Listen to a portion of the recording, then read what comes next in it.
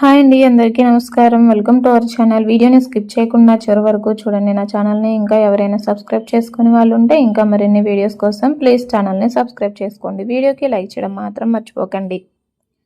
శ్రావణ మాసంలో వచ్చే మంగళవారాల్లో మంగళ గౌరీ వ్రతం ఆచరిస్తారు. ఇది పార్వతీదేవిని పూజించే ఒక ముఖ్యమైన వ్రతం. ఈ వ్రతం భర్త దీర్ఘాయుషు కోసం, సౌభాగ్యం కోసం చేస్తారు.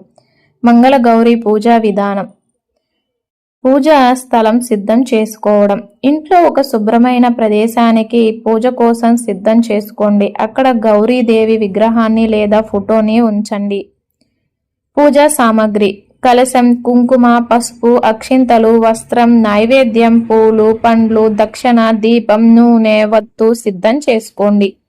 గణపతి పూజ: ముందుగా వినాయకుణ్ణి పూజించాలి. గణపతి పూజ లేకుండా ఏ పూజ జరగదు.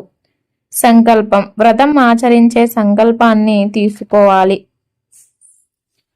అంగారక స్తోత్రం: అంగారక స్తోత్రాన్ని పఠించాలి. షాడోపచార పూజ: షాడోపచారాలతో గౌరీదేవిని పూజించాలి. నైవేద్యం: గౌరీదేవికి నైవేద్యం అనేది సమర్పించాలి.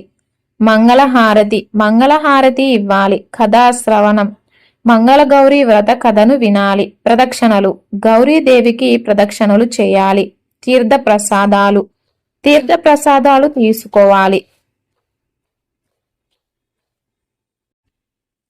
వ్రత నియమాలు: వ్రతం రోజున ఉపవాసం ఉండాలి. ఉప్పు, నూనె వాడకూడదు. వివాహిత స్త్రీలు తాళిబొట్టును ధరించాలి. భక్తి శ్రద్ధలతో పూజ చేయాలి. ప్రయోజనాలు: దీర్ఘాయుషు, భర్త దీర్ఘాయుషు, సౌభాగ్యం, కుటుంబంలో సుఖశాంతులు, దారిద్ర్యం తొలగిపోతుంది.